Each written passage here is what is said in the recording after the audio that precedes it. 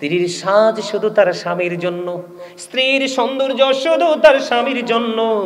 আমি আজকে বলে যাই বড়রাই কাঞ্চনপুরের মা বোনদেরকে, মা গো, যদি স্বামী বাংলাদেশে কোনো ভিআইপি জব করে, তোমার কাছে নাই, তুমি সাজগোজ করিও না, সুন্দর কোনো জামা পরিও না, যদিও পরো তুমি আউটসাইডে যাইও না, কোনো পুরুষ তোমার দিকে যেন কোন নজর দিতে না পারে। স্বামী যখন ঘরে আসবে, স্বামী আসার আগে, স্বামীকে রিসিভ করার আগে সুন্দর জামা পরো, সুন্দর শাড়ি পরো, সুন্দর করে সেজে গোজে ক্লান্ত স্বামী যেন তোমার চেহারা দেখে তার হৃদয় প্রশান্ত হয়ে যায়।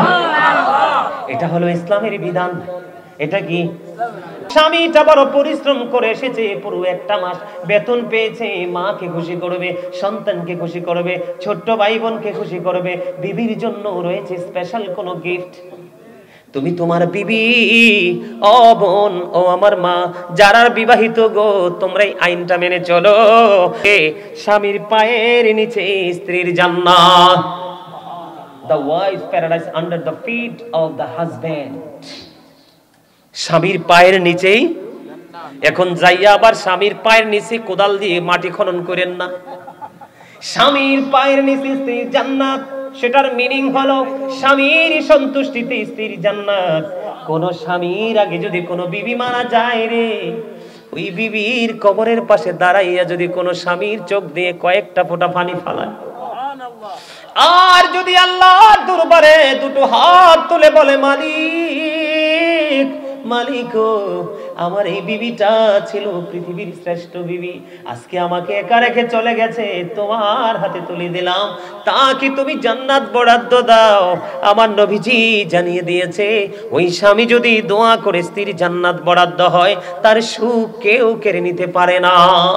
বন্ধুরা আমার, আমি বলতেছিলাম, মা বোনরা, স্বামী কাছে না থাকলে, যাদের স্বামী বিদেশে আছে, আপনারা সুন্দর করে সাজগোজ করার প্রয়োজন নেই, স্বামীর জন্য অপেক্ষা করুন, স্বামী আপনার প্রিয় স্বামী কাছে ফিরে আসবে। আল্লাহর হাবিব বলেছেন, নির্জনে যখন বেগানা একটা পুরুষ এবং একটা নারী থাকবে, মনে রাখবেন থার্ড পারসন থাকবে শয়তান। হযরত সুফিয়ান সাউরি রাদিয়াল্লাহু তাআলা আনহু তিনি বলেছেন, আমার দিকে তাকান, অন্য দিকে নজর দিবেন না, এগুলো বেশি বেশি জেনে রাখা আপনাদের প্রয়োজন। আপনারা কি বিরক্ত হন? আপনারা যদি বিরক্ত হন, আপনারা আমাকে বলবেন, হুজুর ইনশাআল্লাহ আপনারা যেই বিষয়টা নিয়ে কথা বলতে বলবেন, সেই বিষয় নিয়ে কথা বলতে পারবো, আল্লাহ সেই নেয়ামত আমাকে দিয়েছে। তবে আমি মনে করেছি এই আলোচনাটা এখন বর্তমানে বেশি প্রয়োজন। কথা বলেন না কেন? এই আলোচনাটা বেশি বেশি বন্ধু প্রয়োজন। আমি আজকে বলি, এই বড়রা কাঞ্চনপুরের আমার ভাই, আমার বাবারাম, আমার মা, আমার বোনদেরকে বলি গো, শুধু যে নারীদেরকে আপনি আপনার আওতায় রাখবেন এমনটাও নয়। ও বন্ধু, কিতাব খুলে দেখলাম, কিতাব সাক্ষী দেয়, আমার কথাগুলো একটু মন দিয়ে শোনেন। হযরত সুফিয়ান সাউরি রাদিয়াল্লাহু তাআলা আনহু তিনি কি করলেন? গোসলখানায় ঢুকলেন। গোসলখানায় ঢোকার পরে ওনার দরজাটা, গোসলখানার দরজাটা একটু ফাঁক করে ফুটফুটে সুন্দর একটা বালক ওনার গোসলখানায় ঢুকে গেল।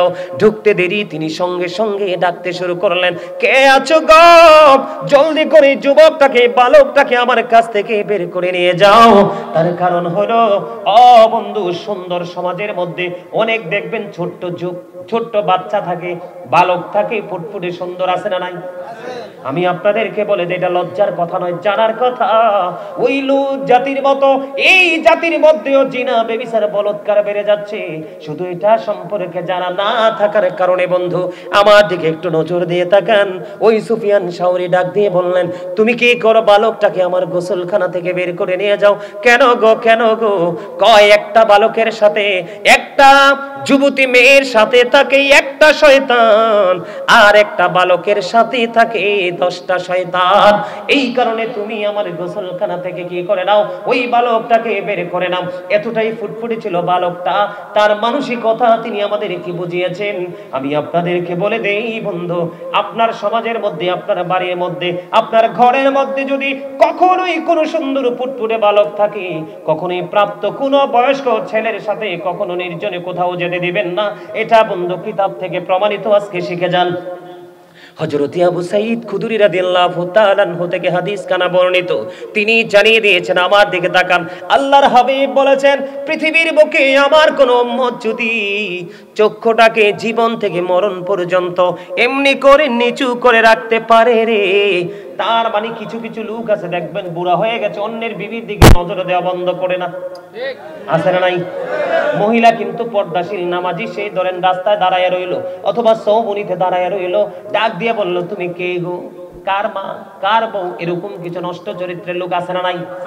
বন্ধু বলে হুজুর এত এগুলো আপনি কোত্থেকে এনেছেন? এগুলো এনেছি বন্ধু কিতাব থেকে কাউন্ট করেছি। আমার নবীজি বলেছে একজন যুবক আরেকজন যুবতের, একজন যুবক আরেকজন যুবকের লজ্জাস্থানের দিকে তাকায়ও না, একজন যুবতী আরেকজন যুবতীর লজ্জাস্থানের দিকে তাকায়ও না। এই যুবকের দল বন্ধু জাগবে না কখনোই তোমরা। আল্লাহর হাবিব বলেছেন দুইটা প্রাপ্তবয়স্ক যুবক কখনোই এক কাঁথার নিচে তোমরা ঘুমায়ও না, কখনো প্রাপ্তবয়স্ক যুবতী দুইজন কখনোই একটা কাঁথার নিচে ঘুমায়ও না। এইভাবে যদি তোমার জীবনকে তুমি পরিচালনা করতে পারো তাহলে জিনা নামক, ব্যভিচার নামক, বলাৎকার নামক ওই লুত জাতি যেমনি করে নোংরা কাজটা করেছে এমনি ভাবে আর কখনোই সমাজের মধ্যে নোংরা কাজ চলবে না, ঠিক কিনা বলেন? কিন্তু মন মতো করে মানুষকে বানাইয়া মন মতো একটা রাস্তা দিয়ে দিয়েছে। আর এদিক দিয়ে আল্লাহ বলেছেন আমি তোমাদের জন্য ইসলাম পাঠিয়ে দিয়েছি, বুঝো না, বোঝার জন্য আমার মদিনার কামলেওয়ালা আমার হাবিবের কাছে চলে যাও। ও বন্ধু নবীজি বলেছে আমি আমার উম্মত গুলোকে মাথায় ধরে ধরে জাহান্নাম থেকে বাঁচাইতে চাই, কিন্তু আমার উম্মত গুলো আমার হাত ফসকে ফসকে জাহান্নামে চলে যায়। জোরে জোরে বলেন না নাউজুবিল্লাহ। আর মানে হলো নবীজি দেখিয়ে দিয়েছেন সঠিক পথ, আপনি বেছে নিয়েছেন ব্যাঠিক পথ। নবীজি দিয়েছে পজিটিভ দিক, আপনি বেছে নিয়েছেন নেগেটিভ দিক, তাহলে বাঁচার কোনো রাস্তা আসেনি? আমার দিকে তাকান, এবার আমার দিকে তাকান। ওই সমস্ত নোংরা মানুষগুলো তাদের জন্য একটা খাবার বরাদ্দ আছে। ইয়া রাসূলুল্লাহ সেই খাবারটাকে নবীজি বলেছেন সেটার নাম হলো বন্ধু তিনাতুল খাবাল। ইয়া রাসূলুল্লাহ ইয়া হাবিবাল্লাহ তিনাতুল খাবালটা কি গো? আমার নবীজি জানিয়ে দিয়েছেন এই তিনাতুল খাবালটা হলো আরেকটা জাহান্নামীর নিংড়ানো রক্তপুঁজ। আরো জোরে বলবেন না নাউজুবিল্লাহ? আরে আরো জোরে। খাওয়া সম্ভব? আরো জোরে বলেন খাওয়া সম্ভব? 3 নম্বরে নবীজি বলেছেন ব্যভিচার যারা করে তাদের আল্লাহ রাব্বুল আলামিন কাল কিয়ামতের দিন 3 শ্রেণীর মানুষকে ক্ষমা করবে না। তাদের জন্য বন্ধু কোনো কি নাই, ক্ষমা নাই, তাদের জন্য কোনো মাফ নাই, তাদের জন্য কোনো সুবিধা নাই। এর মধ্যে একটা হলো বন্ধু যেই বৃদ্ধ বয়সে যেটা ব্যভিচার করে। জোরে কর না নাউজুবিল্লাহ, আর জোরে বলেন না নাউজুবিল্লাহ। বন্ধুরে আমার, ইসলামকে কোনো মানুষকে হত্যা করার কোনো বিধান নাই, কিন্তু 3টি কারণে আপনি হত্যা করতে পারবেন। কয়টি কারণে? 3টা কারণে আপনি হত্যা করতে পারবেন। কারণে আপনাকে হত্যা করলে পাল্টা তাকে হত্যা করতে পারবেন। 2 নাম্বার বন্ধু হলো ব্যভিচার করনেওয়ালা সমাজে আছে না নাই? বন্ধু বিবাহ করার পরেও যে ব্যভিচার করে, বৃদ্ধ মধ্য বয়স পার হয়ে গেছে তারপরেও যে ব্যভিচার করে, তাকে আপনি কি করতে হবে? আপনি হত্যা করতে পারবেন। 3 নাম্বার হলো বন্ধু যে ইসলাম গ্রহণ করলো, ইসলাম গ্রহণ করার পরে আবার সে পুনরায় কি করলো? ইসলাম ত্যাগ করে সে বন্ধু নোংরা জগতে পা রাখলো, আপনি সেই ক্ষেত্রেও তাকে হত্যা করতে পারবেন। এখানে আমি হাদিস শরীফটা পুরোটা 3টা পয়েন্টকে আমি তুলে ধরলাম এই কারণে 3টাই কিন্তু গুরুত্বপূর্ণ। তিনটাই কি গুরুত্বপূর্ণ, একটাও বন্ধু গুরুত্বহীন নয়। আমি আপনাদেরকে আরেকটা বড় খবর দেই, আপনার কোন যুবক, কোন বেগানা পুরুষ যদি বন্ধু কোন বেগানা নারীর বিছানায় শুধু বসে, কোথায়? সে কোন নোংরা কাজ করেনি, কোন ধরনের ব্যভিচার করেনি, কোন ধরনের জিনা ব্যভিচারে লিপ্ত হয়নি, শুধুমাত্র একটা বেগানা নারীর ঘরে গিয়ে তার বিছানায় বসলো, আল্লাহর হাবিব বলেছেন তার জন্য ভয়ঙ্কর অজগর বরাদ্দ। সবল মারতে থাকবে। মনে রাখবেন একটা কথা, লা ইয়ামুতু ফিহা ওয়ালা ইয়াহইয়া ওমা হুমান হাবিগাইবিন। বাঁচতেও পারবা না, মরতেও পারবা না, পালাইতেও পারবা না। এখন কি অন্য কোন রাস্তা আছে নেই? না না, অন্য কোন রাস্তা নেই। আল্লাহ বলেছে ইন্না বাতুশা রাব্বিকা লাশাদীদ। আল্লাহ রাব্বুল আলামিনের পাকড়াও বড় শক্ত, আল্লাহর ধরা বড় শক্ত ধরা। আল্লাহ খুব শক্তভাবে ধরবে বন্ধু। কথা বলেন না কেন? ইন্নাল্লাহা সারিউল হিসাব, Allah is quick to take account. Allah হিসাব গ্রহণে অত্যন্ত তৎপর। আল্লাহ বলছে ধরব খুব শক্তভাবে, হিসাব নেবে খুব শক্তভাবে। এদিক দিয়ে বলেছেন বাঁচতেও পারবা না, মরতেও পারবা না, পালাইতেও পারবা না। এখানে আরো বড় ধরনের একটা কাজ হলো বন্ধু, আমাদের মধ্যে, আমাদের এই দেশে এই রোগ আছে কিনা? কথা বলেন, হয় কি হয় না? আপনার শুনছি শত্রু দুশ্মনকে আল্লাহ এমন রোগ না দিক, এই কামনা করি নাই, প্রত্যাশা করি না। কিন্তু বন্ধু কিতাব খুলে দেখলাম এই রোগ বৃদ্ধি পাওয়ার কারণ হলো এই জিনা, ব্যভিচার। কি আমি আপনাদেরকে বলি, এদিকে তাকান, আজকে বলে দেই, জিনা ব্যভিচার থেকে যদি আপনার বোন, আপনার বউকে বাঁচাতে চান, তাদেরকে আপনি শক্ত একটা কন্ডিশন দেবেন বন্ধু। স্ত্রীর সাজ শুধু তার স্বামীর জন্য, স্ত্রীর সৌন্দর্য শুধু তার স্বামীর জন্য। আমি আজকে বলে যাই বড়রাই কাঞ্চনপুরের মা বোনদেরকে, মা গো, যদি স্বামী বাংলাদেশে কোনো ভিআইপি জব করে, তোমার কাছে নাই, তুমি সাজগোজ করিও না, সুন্দর কোনো জামা পরিও না, যদিও পড়ো তুমি আউটসাইডে যাইও না, কোনো পুরুষ তোমার দিকে যেন কোন নজর দিতে না পারে। স্বামী যখন ঘরে আসবে, স্বামী আসার আগে, স্বামীকে রিসিভ করার আগে সুন্দর জামা পরো, সুন্দর শাড়ি পরো, সুন্দর করে সেজে গোজে। ক্লান্ত স্বামী যেন তোমার চেহারা দেখে তার হৃদয় প্রশান্ত হয়ে যায়। এটা হলো ইসলামের বিধান। এটা কি? তুমি অন্যকে দেখানোর জন্য সাজগোজ করিও না। স্বামীটা বড় পরিশ্রম করে এসেছে, পুরো একটা মাস বেতন পেয়েছে, মাকে খুশি করবে, সন্তানকে খুশি করবে, ছোট্ট ভাই বোনকে খুশি করবে, বিবির জন্য রয়েছে স্পেশাল কোনো গিফট। তুমি তোমার বিবি, ও বোন, ও আমার মা, যারা বিবাহিত গো, তোমরা এই আইনটা মেনে চলো। আল্লাহর হাবিবকে যখন প্রশ্ন করা হলো, ইয়া রাসূলুল্লাহ, ইয়া হাবিবাল্লাহ নবী, আপনি কোন ভাবি এবং দেবর তাদের সম্পর্ক সম্পর্কে কি বলবেন? আমার নবীজি জানিয়ে দিয়েছে, একটা নারী তার দেবরের সাথে দেখা হওয়ার চাইতে রে ওই নারীটার মৃত্যুটা অনেক বেটার। নাউজুবিল্লাহ বলেন। আমার জীবনে বন্ধু প্র্যাকটিক্যালি অনেক দেখেছি বন্ধু, স্বামী ছেড়ে দেবর নিয়ে অনেক ভাবি পাগল। দেবরের জন্য ইদানিং রিসেন্ট কয়েকটা ঘটনা ঘটেছে, দেবরের জন্য স্বামীকে হত্যা করেছে। নিশ্চয়ই সে, আমি বলবো বন্ধু, নিশ্চয়ই সে স্বামীকে ফাঁকি দিয়ে ওই মহিলা দেবরের সাথে শারীরিক মেলামেশা করেছে, তাদের ফিজিক্যাল সম্পর্ক হয়েছে, ঠিক কিনা বলেন? এই কারণে সেই তার দেবরের প্রতি আসক্ত হয়ে সে, অনেকেই দেখা যায় প্রেমিকার সাথে, প্রেমিকের সাথে আতাত করে, দেখছেন নি টিভি খুললে দেখবেন, প্রেমিকের সাথে আতাত করে তারা প্রাণের স্বামীকে হত্যা করে ফেলে। অথচ দা ওয়াইফস প্যারাডাইস। আমি আপনাদেরকে বলবো বন্ধুরে আমার, আল্লাহর হাবিব জানিয়ে দিয়েছে স্বামীর পায়ের নিচে স্ত্রীর জান্নাত। The wife's paradise under the feet of the husband. স্বামীর পায়ের নিচেই। এখন যাইয়া আবার স্বামীর পায়ের নিচে কোদাল দিয়ে মাটি খনন করেন না। স্বামীর পায়ের নিচে স্ত্রীর জান্নাত, সেটার মিনিং হলো স্বামীর সন্তুষ্টিতে স্ত্রীর জান্নাত। কোন স্বামীর আগে যদি কোনো বিবি মারা যায় রে, ওই বিবির কবরের পাশে দাঁড়াইয়া যদি কোনো স্বামীর চোখ দিয়ে কয়েকটা ফোঁটা পানি ফালায়, আর যদি আল্লাহর দরবারে দুটো হাত তুলে বলে, মালিক, মালিক, আমার এই বিবিটা ছিল পৃথিবীর শ্রেষ্ঠ বিবি, আজকে আমাকে একা রেখে চলে গেছে, তোমার হাতে তুলে দিলাম, তা কি তুমি জান্নাত বরাদ্দ দাও? আমার নবীজি জানিয়ে দিয়েছে, ওই স্বামী যদি দোয়া করে স্ত্রীর জান্নাত বরাদ্দ হয়, তার সুখ কেউ কেড়ে নিতে পারে না। বন্ধুরা আমার, আমি বলতেছিলাম, মা বোনরা, স্বামী কাছে না থাকলে, যাদের স্বামী বিদেশে আছে, আপনারা সুন্দর করে সাজগোজ করার প্রয়োজন নেই, স্বামীর জন্য অপেক্ষা করুন, স্বামী আপনার প্রিয় স্বামী কাছে ফিরে আসবে। আল্লাহর হাবিব বলেছেন, নির্জনে যখন বেগানা একটা পুরুষ এবং একটা নারী থাকবে, মনে রাখবেন থার্ড পারসন থাকবে শয়তান। কথা কি আপনারা বোঝেন? শুধু বেগানা নারী পুরুষ না, কোন ফুটফুটে সুন্দর বালক যদি তোমার ঘরে আল্লাহ পাঠায়, আল্লাহ রাসূল জানিয়ে দিয়েছে, এই ফুটফুটে বালকটাকেও তুমি তোমার হেফাজতে রাখো, তোমার রেঞ্জের বাইরে দিতে দিও না। যদি রেঞ্জের বাইরে যায়, সেও বলৎকারের শিকার হতে পারে। এই জন্য বন্ধু, তোমাদের সম্পর্ক রাখতে হবে কার সাথে?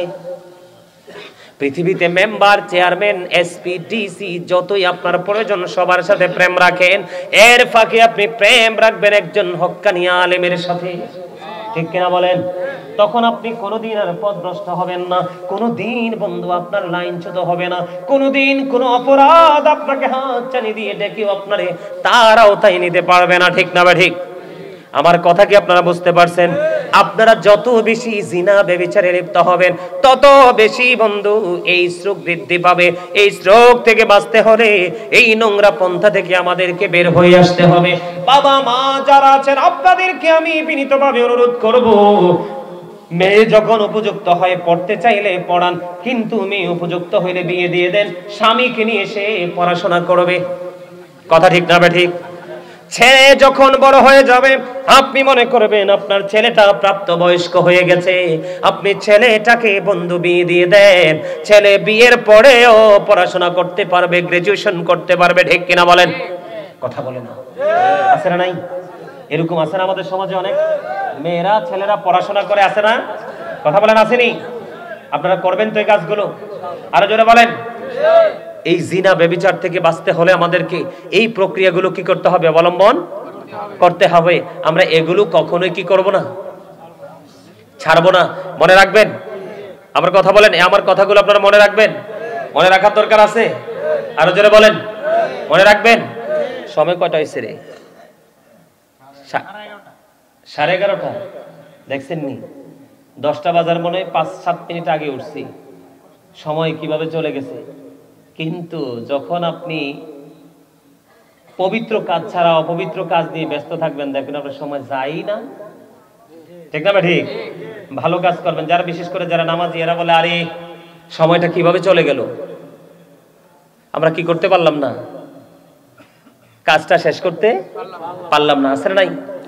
আর জোরে বলেন। এখন আপনারা কি এই কাজগুলো করবেন?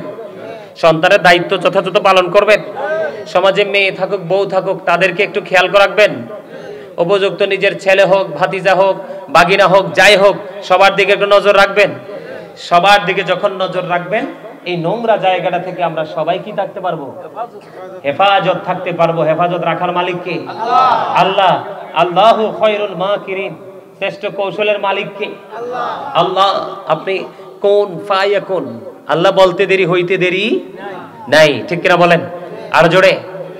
এবার আসেন বন্ধু, এবার আমি আপনাদেরকে বলে দিতে চাই, হুজুর অনেকে টেলিফোন করে বলেন হুজুর আমি তো অন্যায় থেকে বেঁচে থাকতে চাই, অপরাধ থেকে আমি বেঁচে থাকতে চাই, কিন্তু বেঁচে থাকতে পারি না, এটার জন্য আমার একটা শক্ত একটা মেডিসিন লাগবে। কি লাগবে? শক্ত একটা মেডিসিন লাগবে। সূরা আনকাবুত খুলে দেখলাম আল্লাহ বলেছেন ইন্না সলাতা তানহা আনিল ফাহশাই ওয়াল মুনকার। আল্লাহ রাব্বুল আলামিন জানিয়ে দিয়েছে তোমার জন্য শক্ত মেডিসিন হলো তুমি নামাজটাকে শক্ত করে ধরো। সুবহানাল্লাহ। ওমা তো সুবহানাল্লাহ কয় না? আপনারা ক্লান্ত হয়ে পড়ছেন?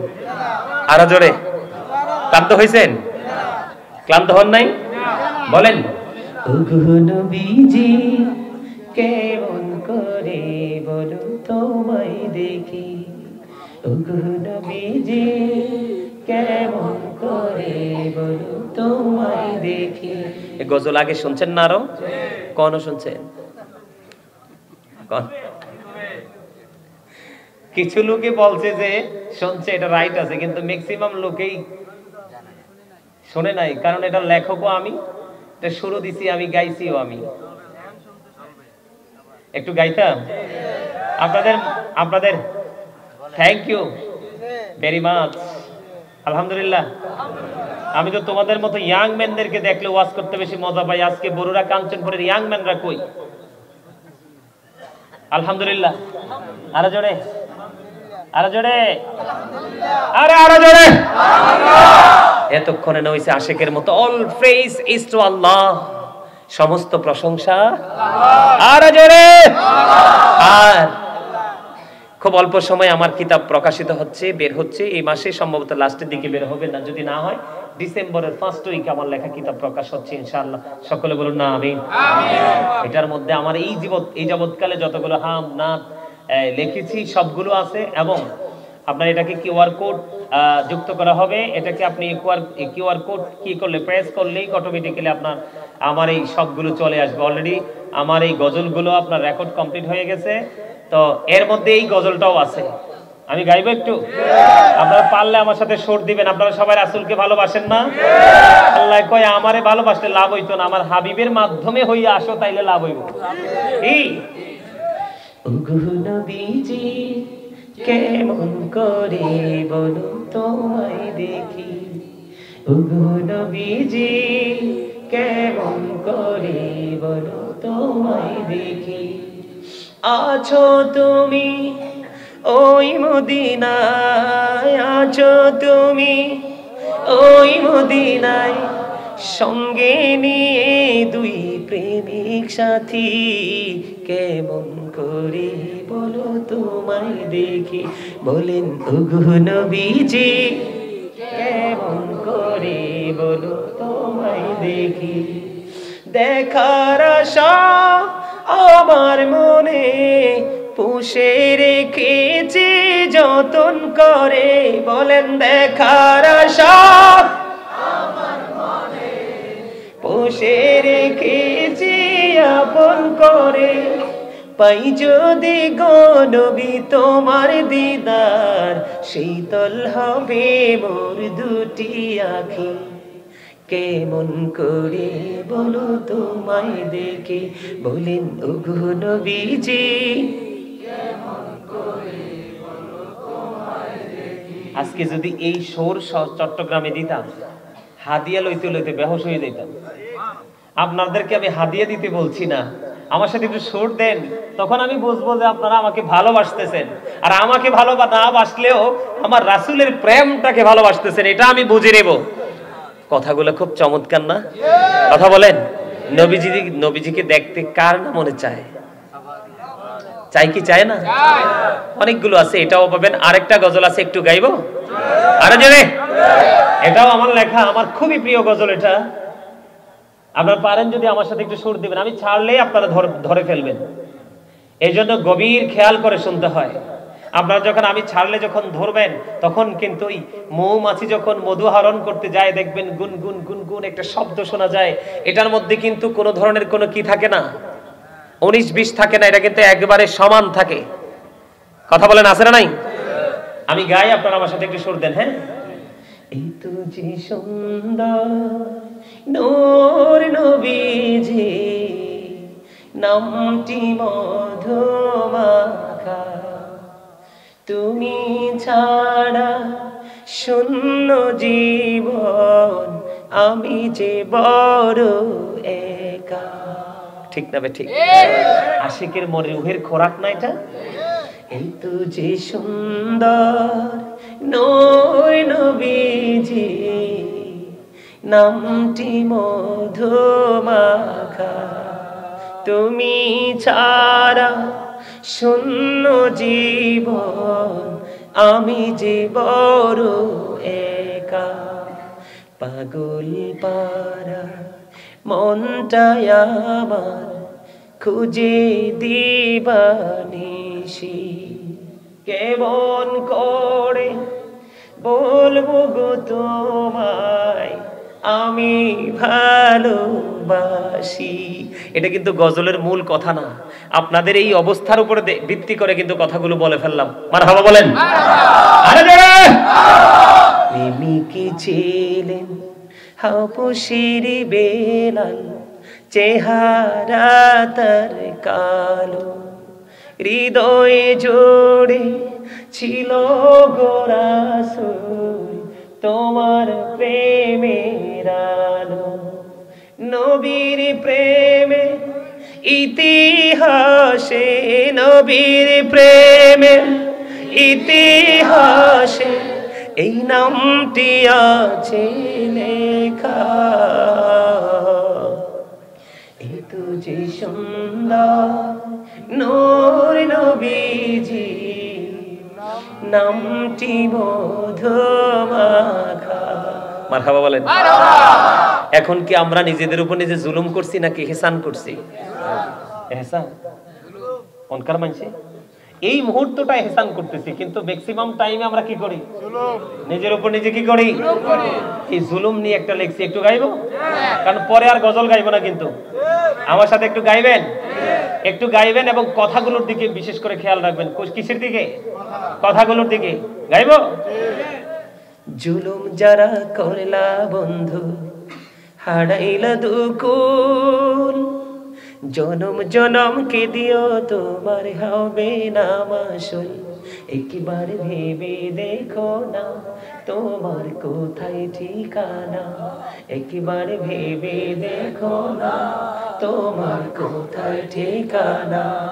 এখনো তো আছে সময়, এখনো তো আছে সময়, বুঝো তোমার ভুল। জনম জনম কে দিও তোমার হবে না মাসুল। বৃষ্টি যখন আসে বন্ধু শীতল মরুভূমি, তওবা করো ক্ষমা পাবে বলে গেলাম আমি। বৃষ্টি যখন আসে বন্ধু শীতল মরুভূমি, তওবা করো ক্ষমা পাবে বলে গেলাম আমি। তোমার জীবনে মোহনা কোথায় সেই তো জানো না, তোমার জীবনে মোহনা কোথায় সেই তো জানো না। ক্ষমা যদি না পাও বন্ধু, ক্ষমা যদি না পাও বন্ধু, পাবে না তো কুল। জনম জনম কে দিও তোমার হবে না মাসুল। মারহাবা বলেন। এটাও আসবে আমার লেখা কিতাবে, অনেক লম্বা তো একটু শোনাইলাম। এটা লেখছি কখন জানেননি? এটা লেখছি করোনার সময়, যখন দেখলাম বাড়ির মালিকরা ভাড়াটিয়ার সাথে অমানবিক আচরণ করতেছে। কাজ নাই, বেচারা খেয়ে বাঁচতে পারতেছে না, মালিক যায় বলে বেতন দাও, বাড়ি ভাড়া দাও। তখন এই তাদের এই জুলুম দেখে তখনই গজলটা লিখেছিলাম। যদি কিতাব আসে কষ্ট করে একটা সংগ্রহ করে নেবেন, অনেক তথ্য পাবেন। অনেক দিনের স্বপ্ন ছিল একটা কিতাব লিখবো, আলহামদুলিল্লাহ বলেন। তবে প্রাথমিক তো বড় করে লিখছি না, ছোট্ট করেই লিখছি। আরেকটা গজল লিখছি, গাইবো? এটাও আপনার আমার বাস্তব জীবনের সাথে মিল আছে। আমার সাথে পারলে একটু সুর দিবেন, একটু একটু করে গাই, ভালো লাগে আপনাদের? যদি আলোচনা শুনতে চান পরে আমি আরো আলোচনা করব। যদিও আগামীকালকের প্রোগ্রামটা আমার অনেক দূরে, চট্টগ্রামে, একদম লাস্ট সীমানায়, তারপরেও কিন্তু আমার মধ্যে কোনো বিচলিত মনোভাব নেই। এই কারণে আমি প্রতিদিন একটা প্রোগ্রাম করি, দুইটা আমি করি না। তার কারণ এটা বিজনেস নয়, এটা দুনিয়া আখেরাতের বাজারের একটা জায়গা। ভেরি সুইট, আমি মনে করি ভেরি সুইট মার্কেট। বুঝেন নাই? মার্কেটের বাংলা কি বাজার না? আরে কথা বলেন না কেন? শপিং মল না? এখানে বাজার করতে আসছি আমরা। প্রত্যেকটা মানুষ প্রতিদিন দুই ধরনের বাজার করতে হয়, একটা হলো শারীরিক আর একটা হলো আধ্যাত্মিক। একটা হলো দেহের খোরাক আর একটা হলো রুহের খোরাক। এখানে আশিকরা এসেছে রুহের খোরাকের জন্য, দেহের বাজারের জন্য নয়। দেহেও করে রুহ নিয়ে এসেছে বাজার করার জন্য। কথা বলেন না কেন? আরো জোরে। আমি যখন চিন্তা করলাম যে এত যে সুন্দর নূর নবীজি নামটি মধুমাঘা, এই গজলটা যখন লেখলাম আমি আমার মালিককে নিয়ে চিন্তা করা শুরু করলাম। আমি আমার মালিককে নিয়ে একটা গজল লিখবো। আল্লাহ রাব্বুল আলামিন আমার জন্য সহজ করে দিছে। কি করে দিছে? গাইবো একটু? আমার সাথে পারলে সবাই সুর দিবেন। এখন আমার কাছে মনে হয় আপনাদের যে অবস্থাটা সেটা দেখে আমার কাছে মনে হয় যে আমি মাত্র মাইক ধরছি। আর শুরুটা এমন ছিল মনে হয় যে আমি ভোর রাতে এসেছি। মনে হয় যে সবাই সারাদিন, মনে কেউ যে 1 উইক, কেউ মনে হয় যে 1 ডে, মানে খাবারের সাথে তাদের কোনো কি নাই, যোগাযোগ নাই। এখন মনে হচ্ছে তারা লাঞ্চ শো, ডিনার শো সব করে বসছে। আলহামদুলিল্লাহ বলেন। আর জোরে। মনু, তোমার মন খারাপ কেন? এই সাদা পাঞ্জাবি, মন খারাপ কেন তোমার? না না, মন খারাপ করা যাবে না। আমার সামনে মন খারাপ কোনো লোক থাকতে পারে না। এর চা খাওয়ার জন্য আমি নিজে পাঠাই, ভাই চা খাই আয়। আমি মন খারাপ লোক, একদম সিরিয়াসলি বলছি, আমি মন খারাপ লোক দেখতে পারি না। কারণ মন খারাপ লোক বেশি দিন বাঁচে না তো। আর ফ্রি মানুষ দেখবেন তার শরীরে রোগ নাই, অসুখ বিসুখ নাই, কারণ সে সব শেয়ার করে দেয়। এখানে আর তার জমাট বাঁধে না। কথা কি বলেন? এখানে কি তার জমাট বাঁধে না? জমাট বাঁধলেই তো সমস্যা। লোড নেওয়া সম্ভব হয় না। হয় হয় আমার এইদিকে একটা চাচা বইছে, এদিকটা চাচা বইছে, কি যে বলবো, মনে হয় যে একদম রসের গোল্লা। আলহামদুলিল্লাহ বলেন না? আর জোরে, আর জোরে, আর জোরে। পদ্মা মেঘনা যমুনার তীরে কত ঢেউ চলে যায় আসে না তো ফিরে। বলেন পদ্মা মেঘনা যমুনার তীরে কত ঢেউ চলে যায় আসে না তো ফিরে। আমিও চলে যাব এমনি করে, আসবো না কভু ফিরে। বলেন পদ্মা মেঘনা যমুনার তীরে কত ঢেউ চলে যায় আসে না তো ফিরে। কথা ঠিক না? এগুলো কি মনে হইলে মনে হয় না যে কোথায় আছি, কেন আসছি, কেনই বাবার যাব, কি হবে, এগুলো কি মনে পড়ে না? কথা বলে না? আমি দুটো কথা দিয়ে, একটি কথা দিয়ে দুটো গজল, একটা হাম একটা নাত লিখেছি, একটা রাসূলের শানে আর একটা আল্লাহর শানে। আমি একটু গাই, আপনার পারলে আমার সাথে গাইবেন। এই তো যে সুন্দর এই পৃথিবী, স্রষ্টা করেছে সৃজন। এই তো যে সুন্দর এই পৃথিবী, স্রষ্টা করেছে সৃজন। যত দেখি আমি তত ভালো লাগে, শীতল হয়ে যায় মন। যে সুন্দর এই পৃথিবী, স্রষ্টা করেছে সৃজন। চারিদিকে আধার ঘেরা, আলো গেল চলে, এই পৃথিবী করলো পাগল, সবই গেলা ভুলে। ঠিক কিনা বলেন না? হ্যাঁ, কথা ঠিক না? দুঃখ যখন আসবে এই পৃথিবী হাসবে। দেখবেন আপনি আমি দুঃখ পাইলে গ্রামের মানুষ কি মজা পায়, কিন্তু আপনার সুখ এক সেকেন্ড সইবে না, আছে না? আমি অনেক দুঃখকে মেইন করে